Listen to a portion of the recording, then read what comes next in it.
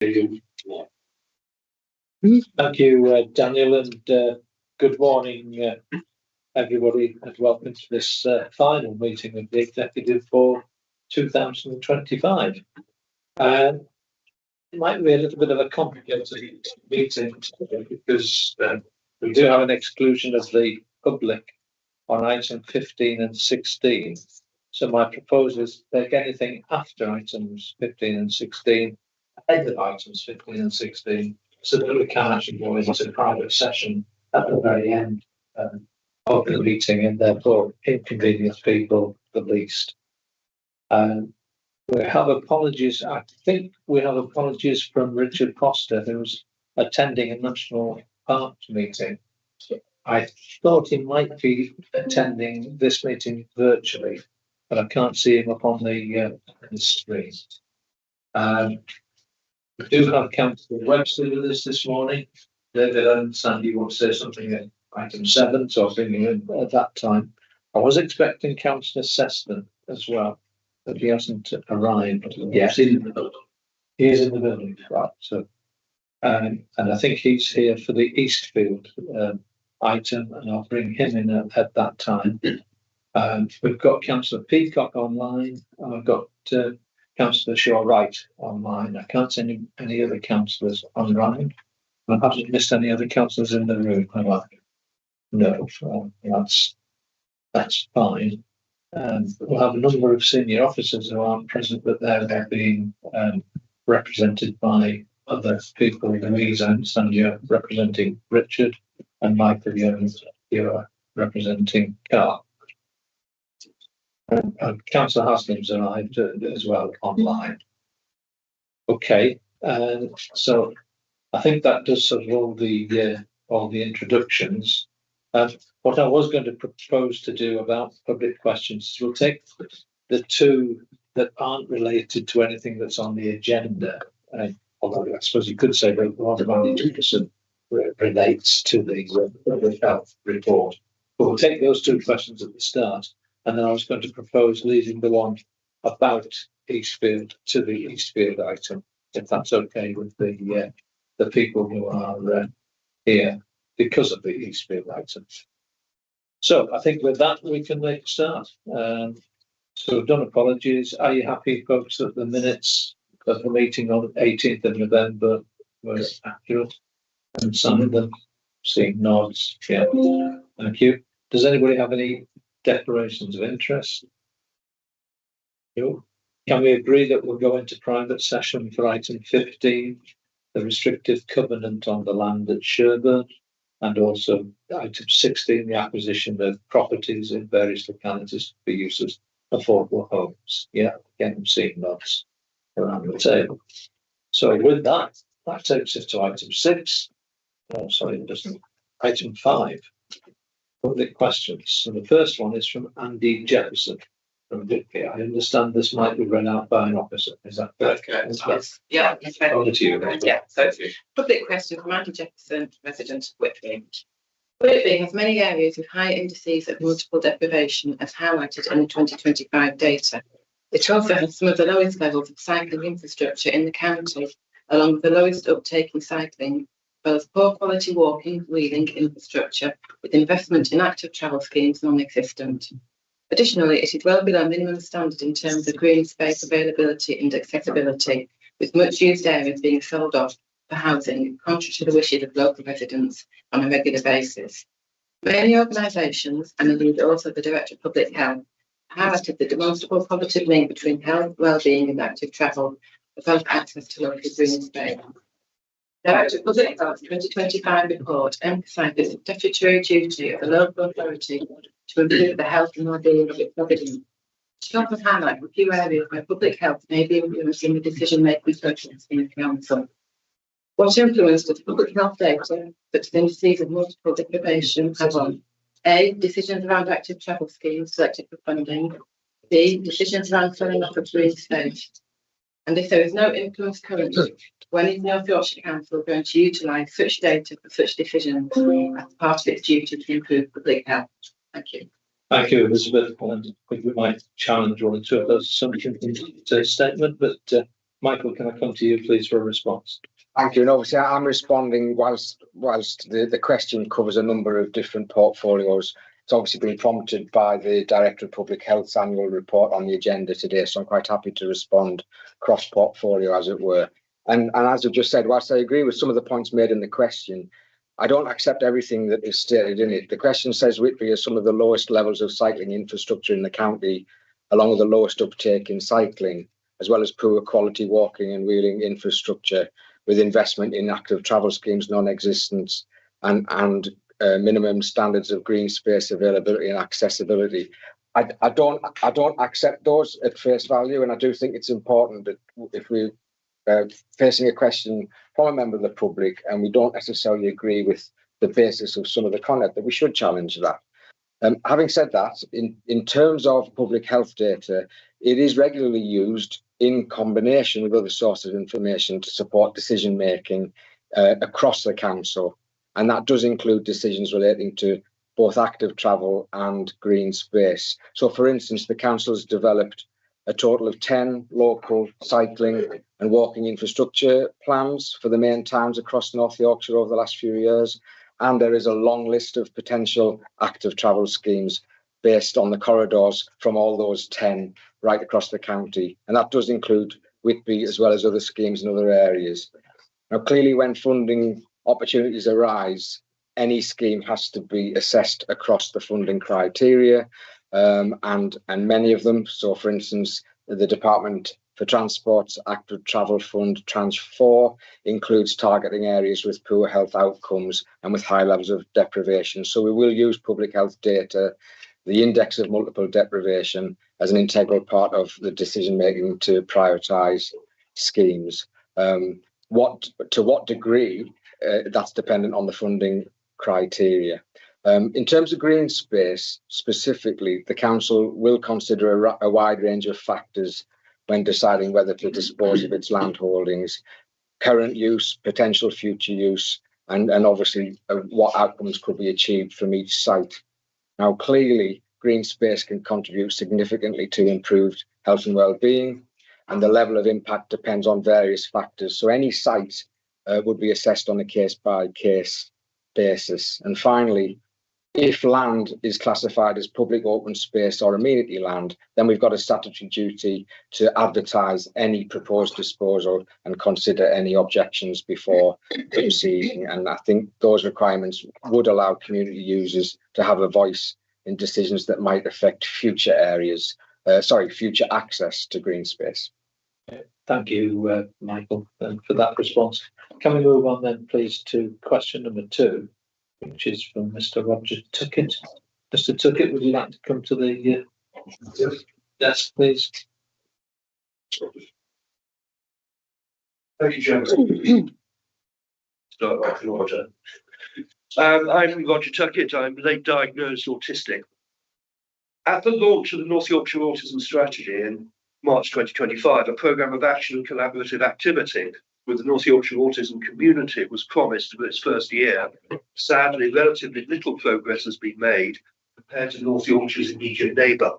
The City of York is making major strides forward with its strategy, embracing co-production and co-design at its core, and seeing the enhancement of autism services and support in the city, advancing far ahead of any dreams of such progress in North Yorkshire. Frustratingly, the Integrated Care Board continue to be embarked on a period of evasion and secrecy about its plans and ideas, and its refusal to fund the autism assessment pathway in accordance with patient need and statutory guidance. No updates were ever provided to the North Yorkshire autistic community of interest. Relative internal ICB briefings were initially available under freedom of information requests, but belatedly disclosures have been refused on spurious technical grounds, and non-clinicians denied access to discussion workshops, contrary to past ICB practice. Nationally, there have been 2 important reviews. In early November, a House of Lords Select Committee produced a comprehensive support on autism, and in early December, the government launched an independent inquiry into the unmet needs for support and care for autism, ADHD, and mental health.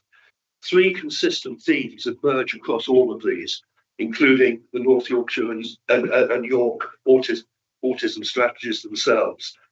First, it's essential to work together in close partnership with autistic people, their carers and families. Secondly, system-level problems and obstacles are regularly involved, which require system-level consensus and solutions. And thirdly, lifetime outcomes for autistic people remain as bad as ever, with considerable health inequalities and unmet need. Much still remains to be done. Above all, autism is not an illness, but a lifelong neurological condition. The Council has, with others, established a North Yorkshire Mental Health and Autism Partnership Board, but this is an officer working group with no direct lived experience or third sector involvement other than through Healthwatch. Its membership and terms of reference remain unknown. An autistic partnership is typically described as a local collaborative group bringing together autistic people, families, professionals from health, social care and the voluntary sector to improve services, plan strategies and ensure the voice of autistic individuals is heard in local decision making, focusing on rights, inclusion and better outcomes.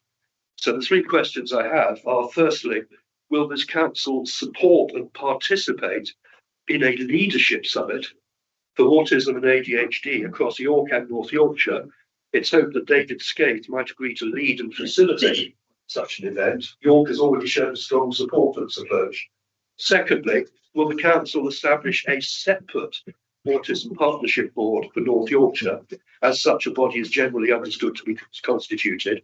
And finally, will the council appoint a named individual within the council for the provision and commissioning of all autistic-led services and support who will be answerable to such a board? I just point out those last two are already included in statutory guidance going back to 2015. I've overshot my time a little bit. Thank you for your patience. Thank you, Mr. Tuckett. Michael, would you like to give a response? Yes, thank you. And Roger, appreciate you coming along today to ask the questions. I mean, I'm perfectly happy for the council to be involved with partners and community and the community of interest groups, including autistic people's networks. And I'll always welcome the opportunity to work hand in hand with our immediate local authority neighbours, as let's face it, local authority boundaries are just lines on the map to the wider population. I do appreciate that sometimes we can focus on the scale of what needs to be achieved and not necessarily focus on the progress that's been made. So whilst much needs to be done, we have made progress. Our priority is on practical delivery of our agreed actions. Two that I'd draw attention to, for example, we're expanding supported employment services, which I think will make a big difference for people with specific needs. And Executive recently approved investment in new housing, supported housing options, which again will make a huge difference if we can get those on the ground. In terms of a separate autism partnership board, I'm afraid I'm not willing to commit to establishing a separate board.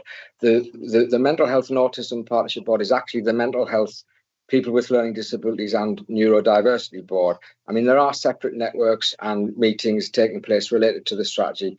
And I'm comfortable with Healthwatch's role here. They do attend a number of community voice networks and interest groups, including with the autism community. I genuinely want to focus more on what this council can do practically within the financial envelope we have, influencing partners on things that they can do or things that we can do on our own, rather than having more meetings to talk about the problems and challenges that we are fully aware of. In terms of named individuals, within North Yorkshire, we do have specific officers with responsibility for commissioning of care and support services for autism. From January next year, Gavin Swanky will be the operational senior lead for under 75s, and that role includes covering autistic people. And Natalie Smith is an officer heavily involved already and continues to be the lead for our commissioning and strategy. Thank you, Michael. Mr. Tuckett, you can ask a supplementary question if you like, a very short one, 30 seconds, please. Well, I hear what you say. There is a major perceived need for a step change, and I fear that your response only allows small incremental change, and there's more to look at the wider picture. But I can't force you to say things that you're not willing to say. I mean, I do appreciate the scale of of what needs to happen, and it's been in the news a lot quite recently. But I also I don't shy away from small incremental changes, also very useful, and all goes to help in the long run to achieving what we need to achieve. Okay. I mean, all I can say is I hope we keep in contact and continue these discussions. Thank you. Thank you, Mr. Tuckett. Thank you. And the next question would have been about Eastfield. We'll leave that, as I say, until agenda item 14. Thank you. So now let's move on to item 6, which is the Director of Public Health Annual Report. Michael, can I come to you, please, to introduce it? Thank you. So I'm not going to say a great deal about the report in my introduction, because essentially, just to remind people, the report is an independent report. The Director of Public Health acts independently on this basis. She chooses what the report should focus on, and we have a statutory obligation to publish it. Clearly, I welcome this report and happy to hand over to Louise to share it with us. Yeah, thank you. Louise, please. Yeah, members, I wasn't intending to go through the report, but just to pick out a few points, really. This is my 5th Director of Public Health annual report since being Director of Public Health in North Yorkshire. And you'll recall last year's was on healthy ageing, and the year before that, Best Start in Life, children and young people.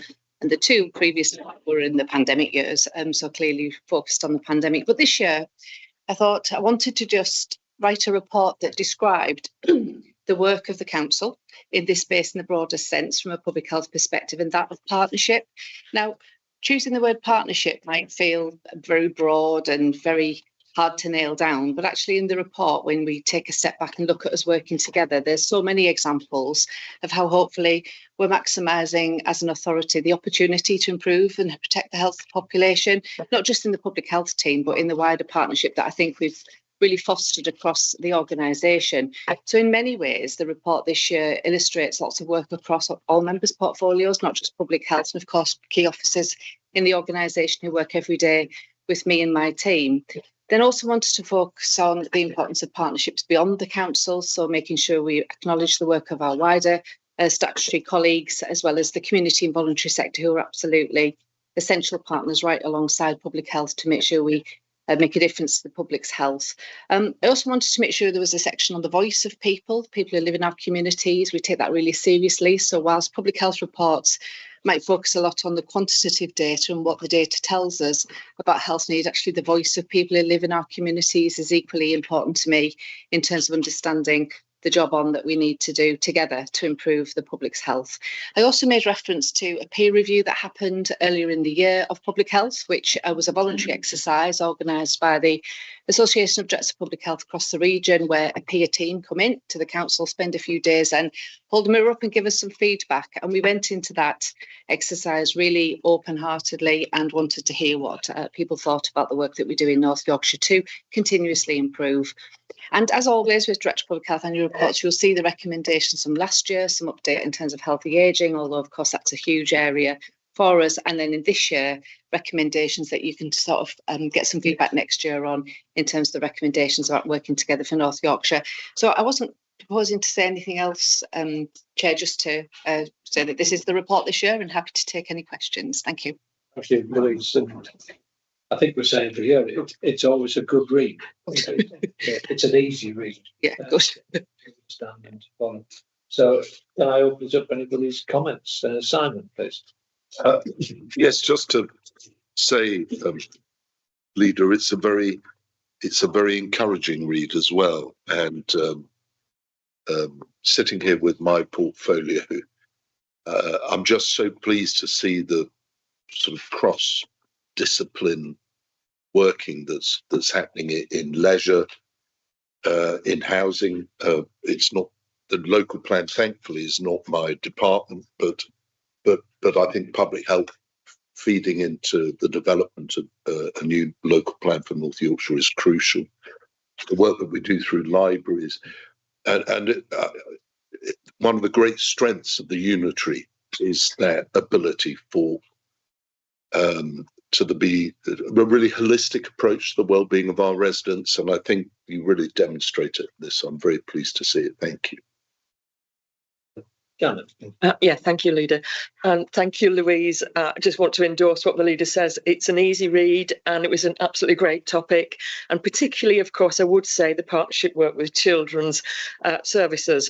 The peer review acknowledged that strength of relationship with the services and specifically mentions the impact of the Healthy Start with the vitamin programme and everything. The auto-enrolment of free school meals. It seems like a really simple thing to do, doesn't it? But actually, when you read the report, it's obviously clearly been more complex than what you would have thought. And the strong link with children's public health consultant. She's always, again, really, really keen to draw those relationships between health and children. They're working with Humber and North Yorkshire ICB to reduce inequalities. What could be more important than that? Particularly the My Happy Mind in Scarborough and Harrogate. I thought it was a really good read there. Parents and Babies Forum in Scarborough. And again, of course, we all know the children and young people with mental health and that partnership and relationship with schools, I thought really came across well. So no questions really, but just to say a really big thank you, Louise. Thank you very much. Appreciate it. Anyone want to come in? No, next case, can I come back to you, Michael? Would you like to move the recommendation? Thank you. And just before I do move those recommendations, I just wanted to add, I'm always conscious that as a council, whilst I appreciate this is an independent report, as a council, we can produce a lot of documents that end up on a shelf. The fact that this one is giving a read back to a previous year's report, to those recommendations, and is able to evidence what we're doing about it, shows that this isn't just something that will sit on the shelf. So I'd like to thank Louise for doing that and move the recommendations set out in section 11. Okay, thank you. Is that seconded? Thank you. A quick show of hands, please. That's unanimous. Thank you. Thank you.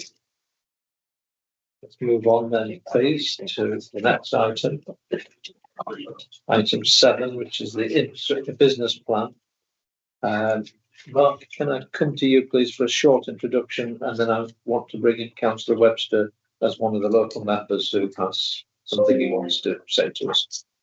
You can, and thank you very much. When this report was originally given to me and I discussed it with officers, I thought it was relatively straightforward, which shows you how naive I can be. I'm happy to introduce the report. I will talk about it in a bit, but I would like Councillor Webster to have the opportunity of speaking first before I address the points that he wishes to raise, and others have written to me about. Yeah, okay. Thank you, Mark. So, David, please, over to you. Thank you, Leader. I wish to ask members of the Executive not to withdraw the £330,000 promised to the Bedale Junior Football Club 3G pitch project from the Community Infrastructure Levy list. Although the report states that the funding may be considered in the following year, this proposal to remove from the list takes with it the confidence to proceed with the whole scheme, causing delay in obtaining twice as much funding again from the Football Foundation, as well as damaging the reputation of the North Yorkshire Council, who had previously committed this money. Much progress has been made so far, including the guidance that the CRL money will ensure Football Foundation support. Also, that the consultant's report and North Yorkshire Council's own local football facilities plan provide evidence for both the need and deliverability of the scheme. The business plan shows that once established, the scheme would be self-financing. No other similar scheme, to my knowledge, in the Hamilton area has been identified, and the whole scheme, which would benefit 400 youngsters, and the number is constantly rising, would be put in jeopardy. Paragraph 3.5 contradicts itself in that the proposal seeks to withdraw the promised grant of £330,000 in order not to tie up funds for future years. It goes on to say that the SIL funds will be generated over that period, presumably seeking to reassure the organisers at Bedale that there will be sufficient funds in the future. If there are to be increased funds for other projects yet to be identified, why take away the Bedale project, which is on the cusp of being delivered? I cannot stress strongly enough the value that this pitch will have in serving the young community of Bedale and surrounding districts, which incidentally includes Ayskew and Living Bar, which are adjacent to Bedale but with a larger population. I see no benefit in cancelling this grant from the present SIL list, but it will only harm the local and wider community that have looked forward to a 3G pitch for some time. Without the ring-fenced local SIL contribution, no progress to the next stage can be made of getting the national funding pipeline and delivery of the project. Therefore, I request the executive to withdraw the recommendation to take this particular item off the list. Thank you, David. So, Mark, can I now come back to you to bring some clarity to this situation? Yes, and I'm sorry for the lack of clarity before. To be clear, it was said to me that they couldn't spend the money this year, so we'd put it into next year. But given that could cause a problem with the Football Foundation, we will keep it ring-fenced for Bedale. And I have been spoken to both by Councillor Webster, who's spoken very well and clearly today, and also Councillor Wilkinson about this, as well as receiving emails. I just want to say that as somebody who has played, refereed, supported and run football teams for the last 50 plus years, the last thing I would want to do is take money away from a 3G pitch. And we are going to certainly honour what Hambleton originally did and what was we had never sought not to honour it. We had merely sought to put it back a year because we thought it wasn't going to be spent this year. But even if it's not, that money is ring-fenced for that football pitch. I promise you that. And today, the recommendation will change slightly to say that we are keeping the £330,000 in this pot, ring-fenced for Bedale, so that the 3G pitch can happen. I'm slightly treading on Councillor Myers' toes, but I look forward to going along and seeing the opening of that facility, which I'm sure will be welcomed by young people and some older people. And I've challenged Councillor Wilkinson to start playing football. Yeah. Go. She told me she's more interested in netball, but this is her opportunity, isn't it? So going forward, we will ring fence that money, Councillor Webster. I promise you that. Well, that's my recommendation today. I'm hoping I get buy-in from the executive today, but it was never our intention not to support that. But I appreciate the wording of the item may have given that impression to some people. It will be ring-fenced this year and going forward until that money is spent and the 3G pitch is produced.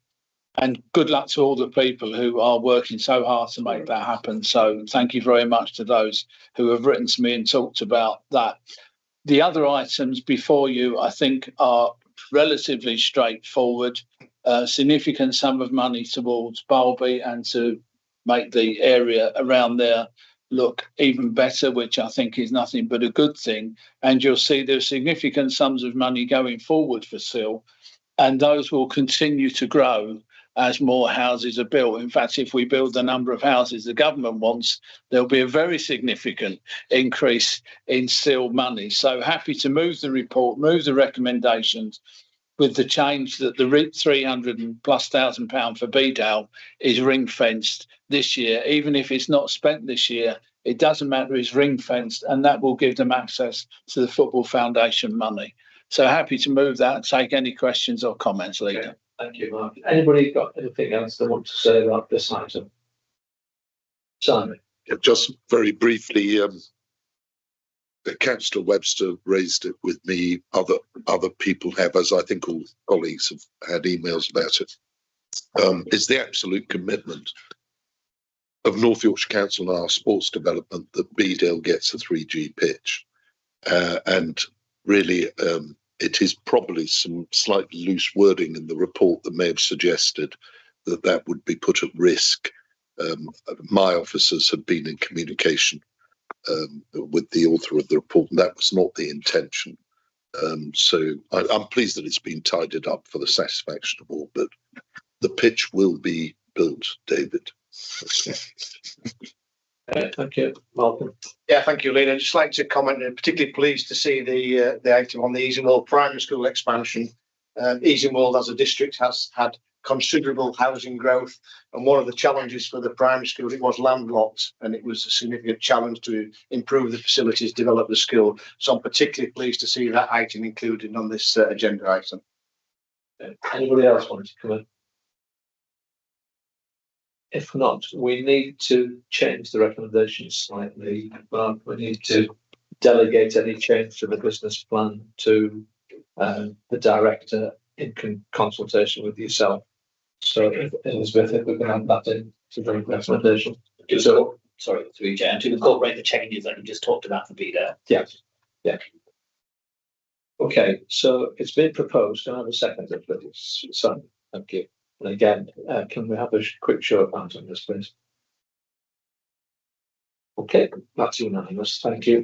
And David, thank you for your attendance. Thank you. Okay, can I move you on to item 8, the capital growth priorities? And Mark, can I come to you, please, for an introduction to this report? Yeah, just a brief introduction. Again, hopefully the last one was brief.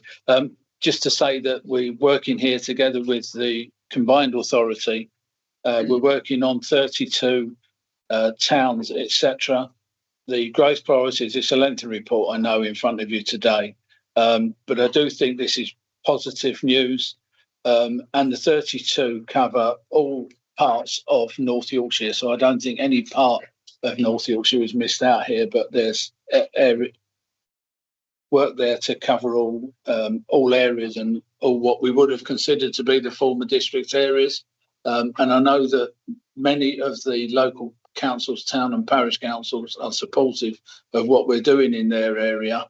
So happy to move the report today, but take any questions or listen to comments that may be made by members around the table. Yeah, thank you, Mark. Anybody want to make any comments? I mean, this is a useful piece of work, producing a pipeline that Gareth and I can use at the combined authority to seek extra inward investment through the combined authority. So if nobody's got anything they want to say, Mark, you've moved it. I'm happy to second it. Quick show of hands. Okay, thank you. Again, that's unanimous. Now moving on to item 9. Simon, can I come to you, please? Yes. Asset management strategy. Thank you, Leader. Well, colleagues will well remember the fact that on the formation of the new council, we inherited 3 different housing revenue accounts. There were 3 of our predecessor councils that were stockholding authorities. We self-referred to the regulator of social housing because we knew that we were not compliant with the regulations and particularly new regulations that have came in very much at the same time that the unitary was formed. So this is an attempt by us to have a cohesive, relevant and regulatory sound policy across all our housing stock. And if I might say to Hannah Hyman and her team who have put this together, it's an exemplary piece of work, and I think that the policy itself is extremely well put together. If you'll forgive me, I won't say I'm going to be brief like Mark did. I'm sure you'd all like me to say I was going to be brief, but it is just quite important that we just highlight quite what we're trying to achieve here. If I just briefly summarise the sections. The first section is dedicated to ensuring that our homes are safe, decent, and legally compliant. And one of the big challenges there is the lack of data we have.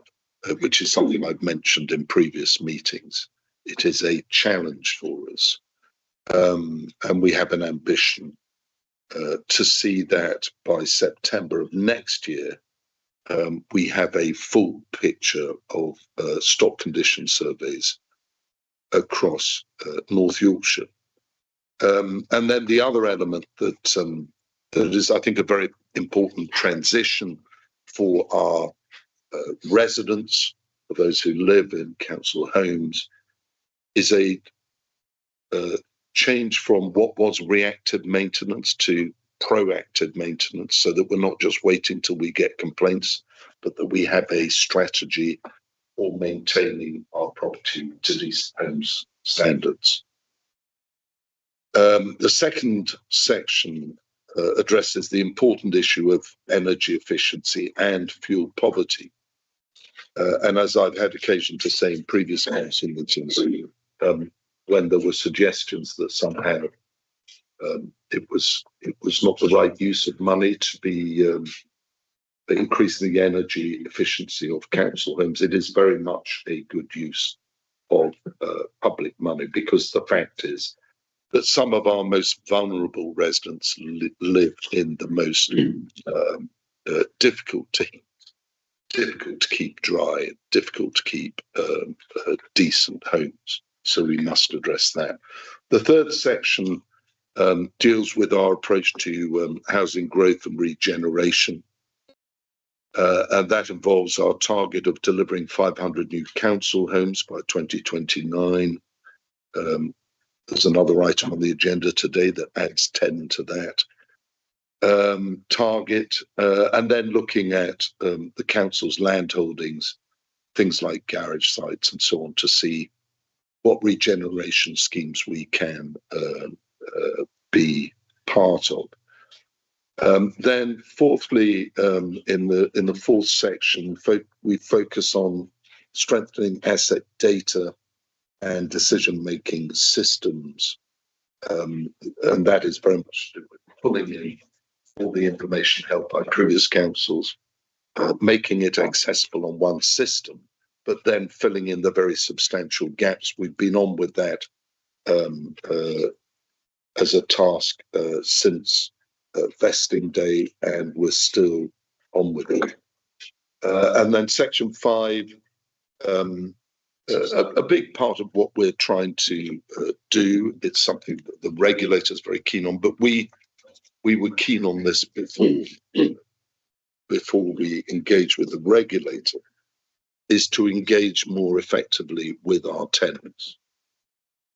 This is their housing stock. They are at the forefront of everything we do. And so it's a question of becoming very tenant-centric, putting their needs forefront. And then the final section, section 6, is to do with building internal capacity and resilience. And as members will know, the question occasionally comes up of backlogs of repairs and voids in certain parts of the county and so on. We're very much geared up to dealing with those issues and increasing our capacity and our ability to deliver quickly and within targets. So I suppose the really important question is what's the outcome of this strategy? What are we hoping to achieve? Well, by 2027, if we deliver this strategy, it will mean 100% completion of stock condition surveys, full integration of asset data into the asset management system, so that we can inform future investment. It means that all houses will be assessed for compliance with statutory safety standards and decent home standards. It will deliver a clear investment plan to achieve EPC C rating across the whole of our housing portfolio, and that, as ever, supported by external funding bids. It will see improved tenant satisfaction measured through tenant satisfaction measures, and that will translate into service improvements. It will see reduced reliance on reactive repairs and a shift to planned and preventative maintenance, informed by asset intelligence and data. Strengthened internal delivery teams, enhanced technical competencies, and reduced dependency on external contractors. Evidence-based decisions on asset retention, investment and disposal through performance modelling and a strategic review. Transparent performance monitoring through Tier 1 and Tier 2 dashboards, enabling real-time oversight and benchmarking. And a coordinated place-based approach to housing growth, regeneration and sustainability, aligned with strategic partnerships and local need. And as part of this whole process, and something which I think underpins how we've wished to be accountable to both the council and to our housing tenants, this strategy has been before our overview and scrutiny committees, had some very detailed reactions from them, and they're concerned that it should come back before them frequently so that we can benchmark that we're actually delivering what we're talking about, that's not just nice words. And then we've we've engaged very fully with our tenants panel. They've made suggestions which have been incorporated into the new strategy. I myself, Stan and Selby, a couple of months ago, meeting, discussing this. So it's that changing culture where we put our tenants first, we respond to them, and we have proactive plan to deliver good outcomes in terms of quality of housing that people who are North Yorkshire tenants live in. So I'm very happy to move the recommendations off that rather long summary, but I do feel it's important that that the council is fully aware of what we're doing and we're held to account on it. Thank you, Simon. I was going to say that this is a major step forward, isn't it? I just wonder, Elizabeth, if the minutes could just show that Councillor Foster joined the meeting some time ago, and also Councillor Haslam has dropped off as well with his belongings. Okay, can I open it up for any discussion? And we want to make any comment on this? Mark, please. Nothing against the strategy, which is laudable and very good. Just a couple of ongoing concerns, I think, and in my opinion, we probably don't discuss the HRA enough as a council. And I have a reasonable number of houses in my ward that are council owned generally, for older people. Most of the others have been sold off over the years. There's only one or two left. So I appreciate that we're trying to strengthen the team and that we are hopefully going to bring houses back into use a lot quicker. I've got a couple of older people. I think you have to be 55 to live there. A couple that have been empty for a long time and clearly need work doing on. One of the issues we had at Selby, which has caused this problem, and I assume you will continue to have it, is that when we were upgrading stock, some tenants refused to let us have access to their house. And we wanted to put a new kitchen or a new bathroom in, or perhaps even both, but and I understand this because sometimes when you're older, you don't enjoy change. As I'm getting older, I understand that more and more. I don't enjoy getting my computer fixed and having to remember new passwords.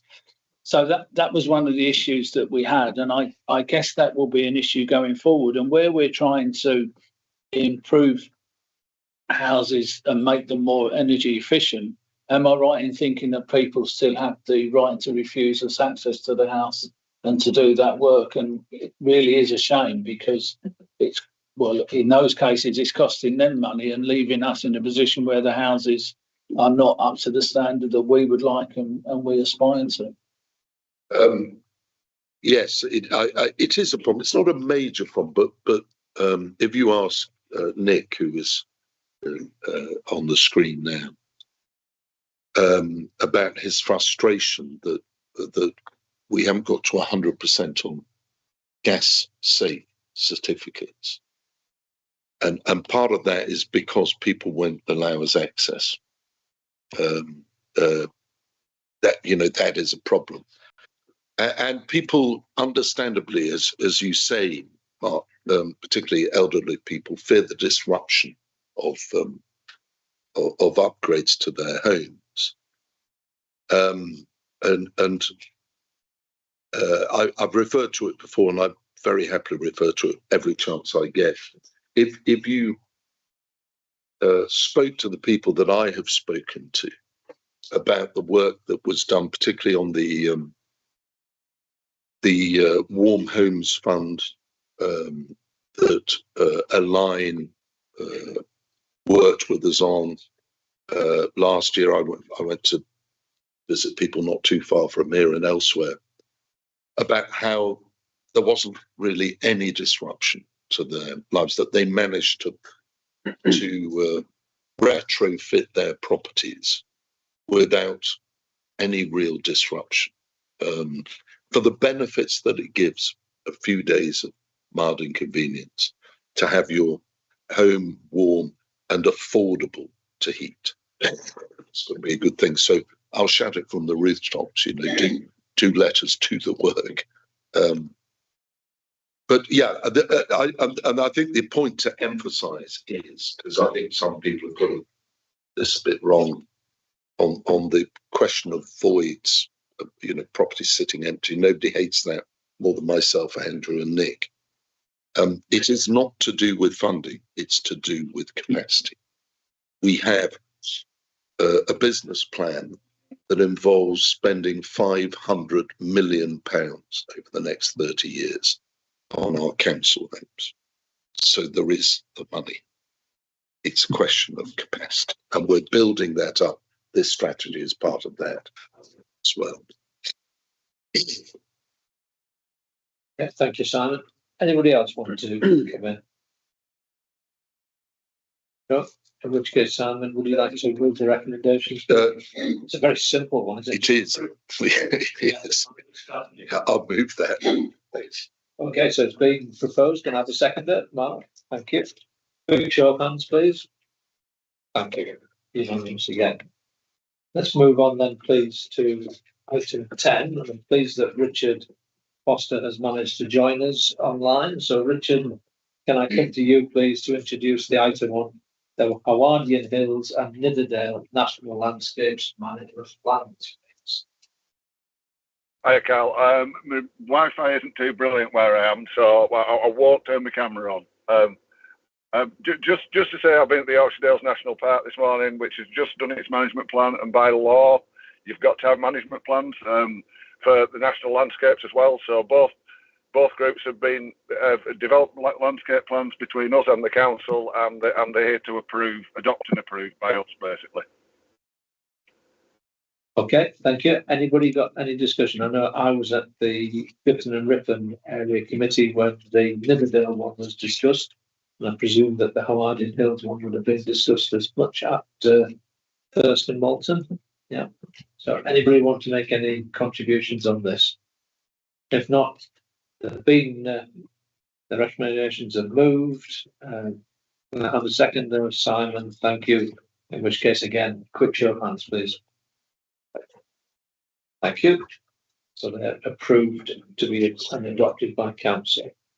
So item 11, Annabelle, please, can I come to you to introduce this? Thank you, Linda. Good morning, everyone. Listed at item 11, today's report covers proposals for the future organisational arrangements at 9 schools within 4 federations and recommends that statutory proposals are published on the 12th of January.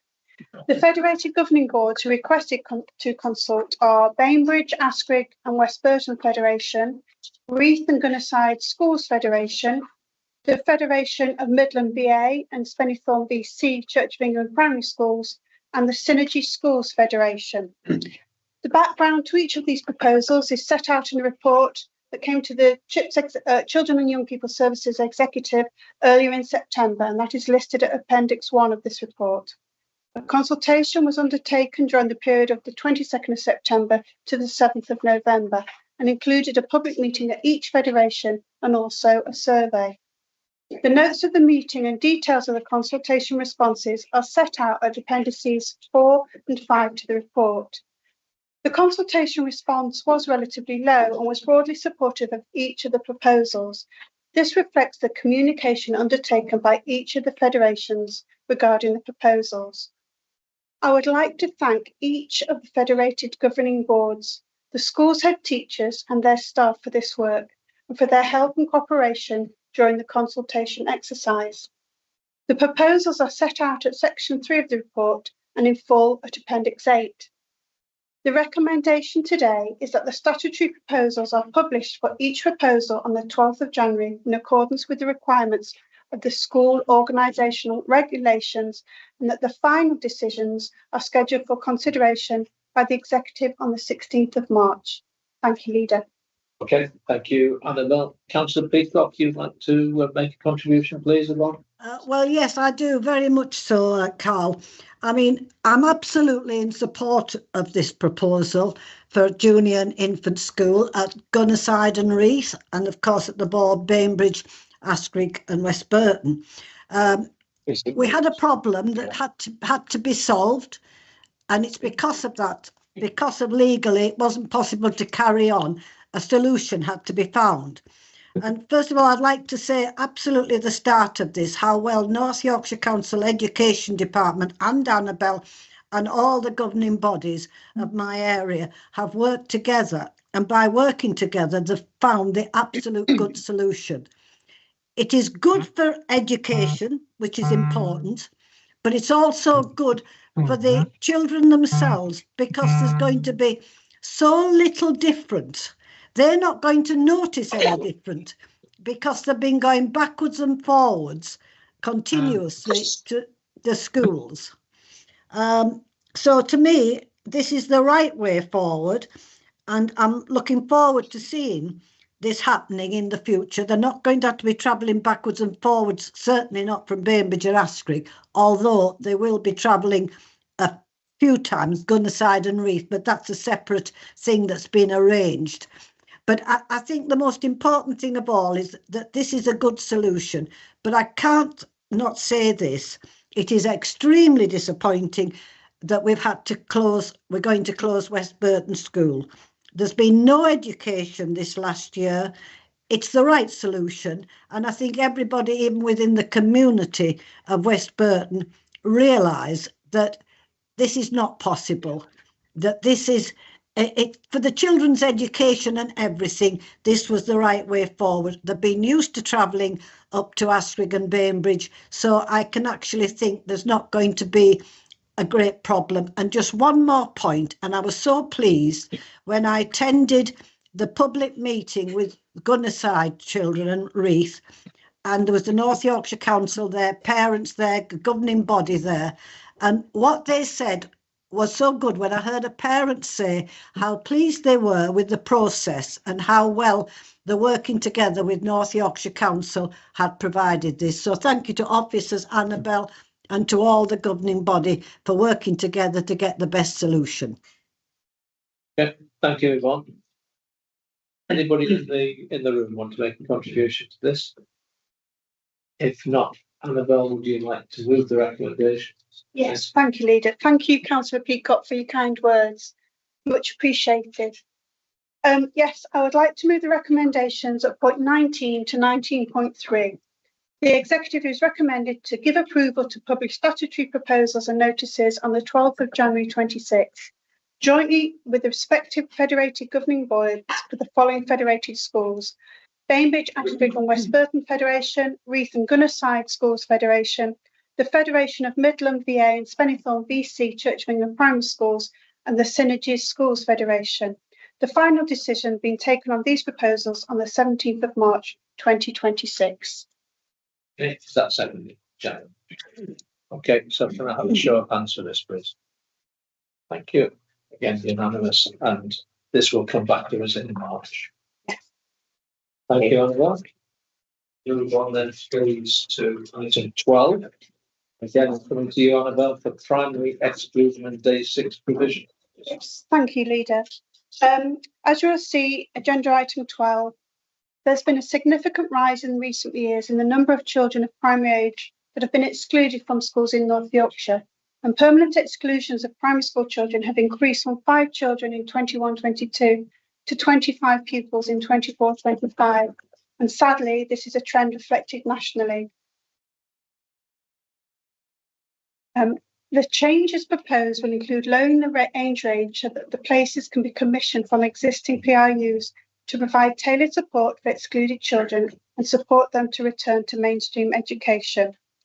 There was a consultation that was undertaken between the 22nd of September and the 7th of November to understand views on the potential of lowering the age range of the PRUs, the pupil referral units, and views were sought from parents, carers, education professionals and the wider community. Today, the recommendation is to provide approval so that the age range of 3 maintained pupil referral units can be lowered to provide education from 5 to 16. Happy to take any questions, Leader. Okay, thank you. Anybody got any questions around that? Mark, please. I support the recommendation. I'm just shocked at the fact that we've had a 5-fold increase in the number of children of that age range excluded from school. And that should concern all of us. I'm sorry, I'm not suggesting other people around this table are not concerned, but that really should concern all of us. It's unacceptable, and my opinion that, you know, if my child of that age was excluded from school, I'd be looking at myself first of all, because it, you know, and I appreciate it's a national trend as well. I know it's not just in North Yorkshire, but it really is a shocking indictment, I think, on parts of society that we're facing this problem. So no problem with the report, Annabelle, but just want to express my, you know, annoyance really that this is happening across the country and across North Yorkshire. Yeah, again, I'm happy to second this proposal, but I have to support what Mark's just said. I'm really disappointed in the number of primary exclusions. You know, children of that age that are coming in. For goodness' sake, what are we doing? And I totally take on board. It's a national problem, but and I know that the government are trying to address it, but you can't go on like this without actually highlighting that problem that we face. Thank you, Leader.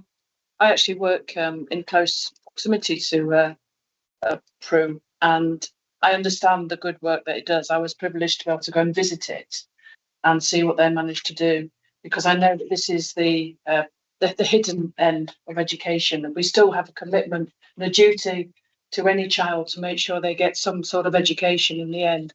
And I know it's very disappointing that we've got such young children who are coming into the system, but it is invaluable.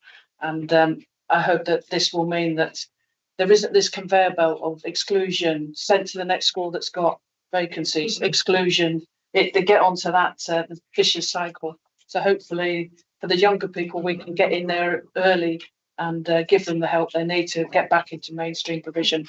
I can come back. Yeah, you're right, Councillor. It is a very, very complex issue.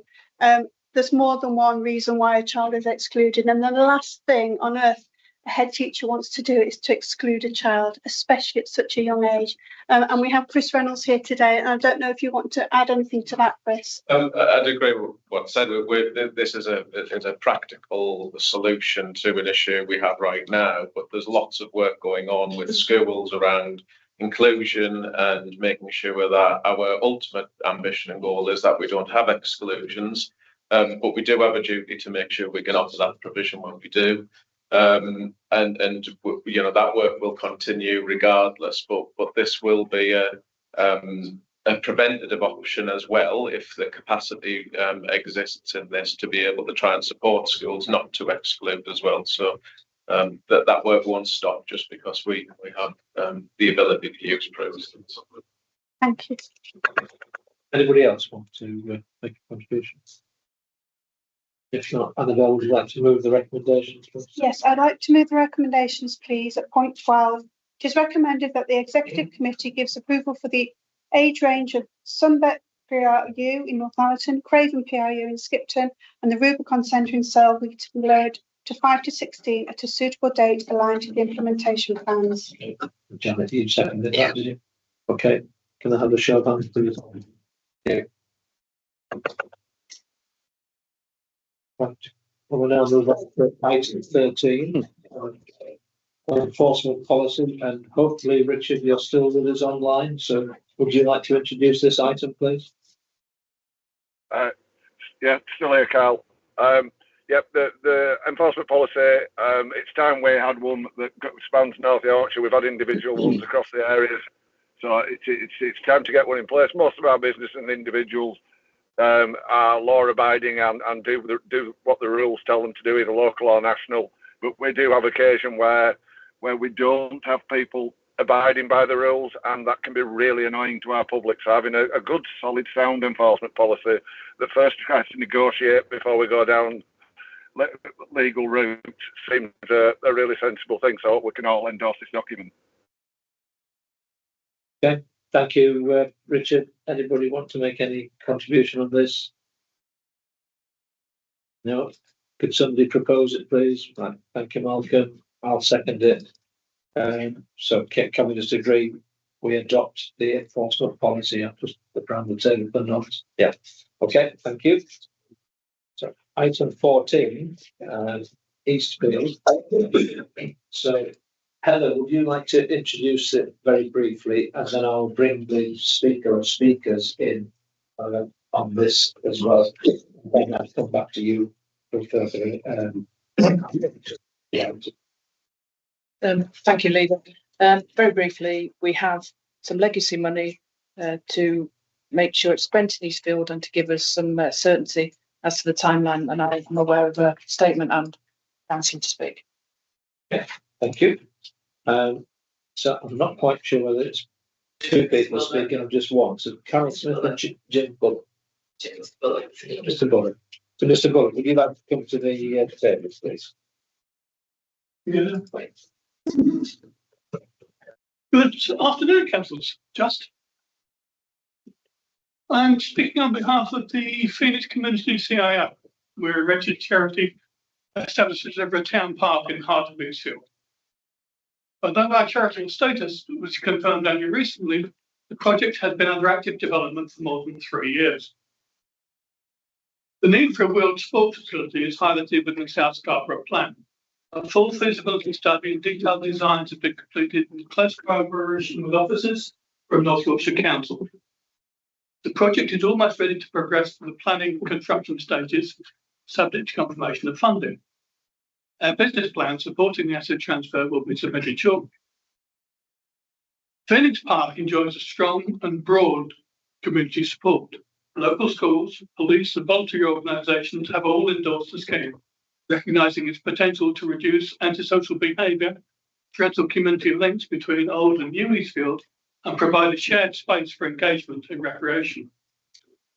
Public consultations have shown overwhelming approval for proposals.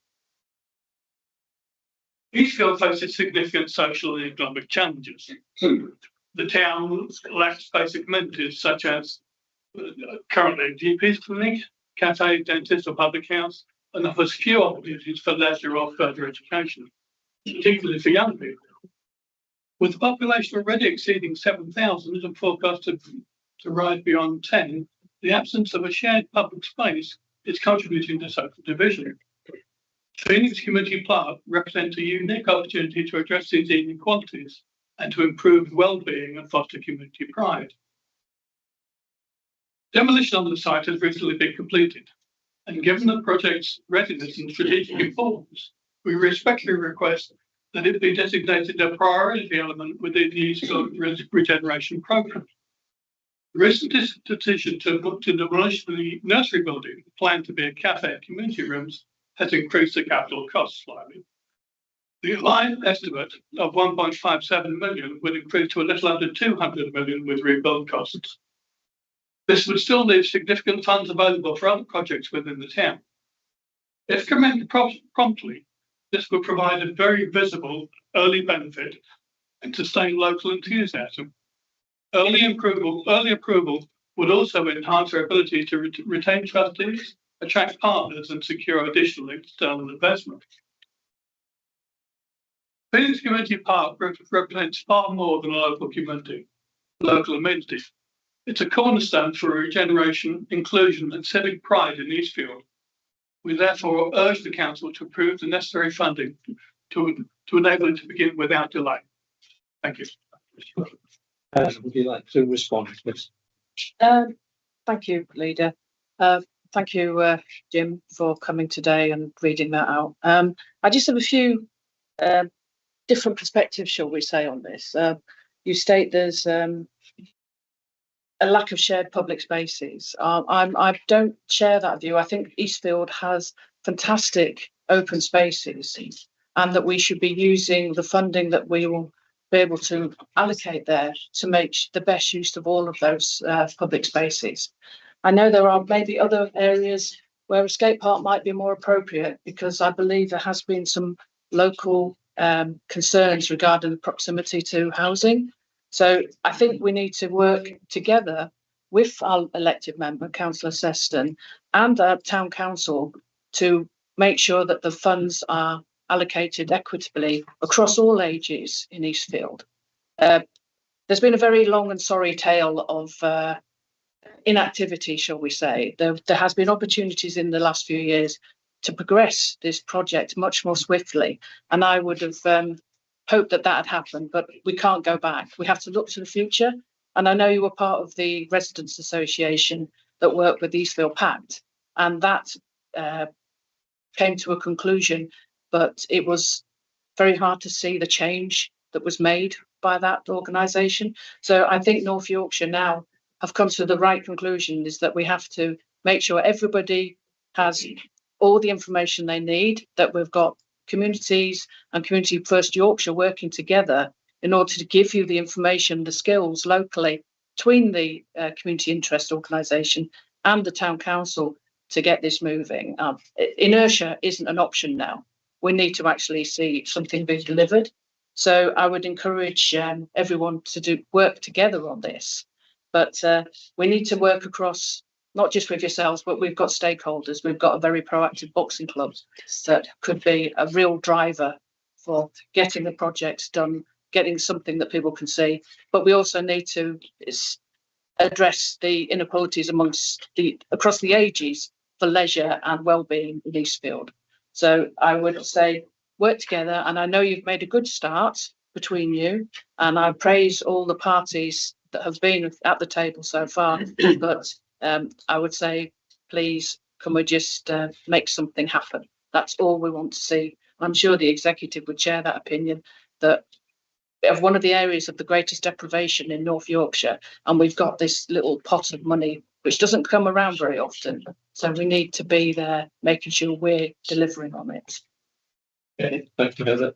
Mr. Bullock, you have a right to a supplementary question, a short supplementary question. Briefly, yes, there are existing other open spaces in Eastfield. I wouldn't argue with that.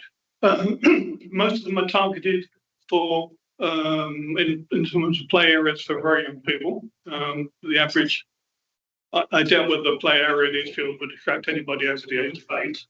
In addition to that, we have a sports ground which is waterlogged, and so very difficult to play football on, which is its function in life. But I don't see this funding as either or.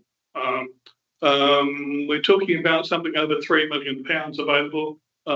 We could certainly get phase 1 of our planned project for £2 million, leaving a very substantial amount for the boxing club and significant other local work. These are not either or options. Okay, thank you, Mr. Bullock. Councillor Seston, as the local member, would you like to make a contribution? Yes, I would. Thank you, Leader.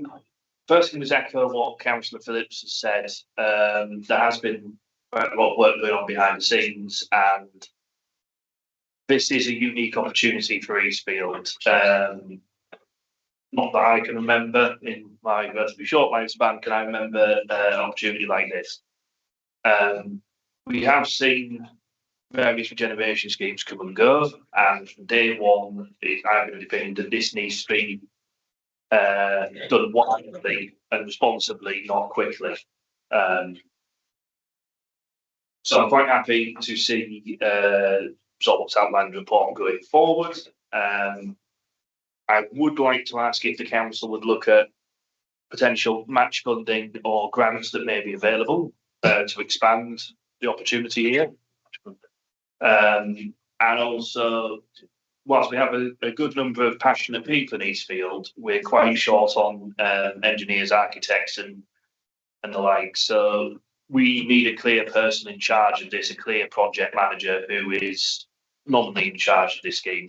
I wonder if the council would look at appointing someone under that. Okay, so Heather, can I now come back to you, please, to carry on, to open up the discussion on this? Thank you, Leader. I think there already is quite a lot of assistance being given from North Yorkshire on this. And the fact that you've quoted a line being one of your main partners on this. So I think that we are doing quite a bit to help you at the moment, but I would just say this is a capital project, and this is why we need to ensure we've got broad-based support as possible, because your organisation isn't able to bring revenue funding in. You'll build what you want to build, but how do we make sure that that's still there for the young people in 10, 15, 20 years when it needs to get repaired? This is my concern.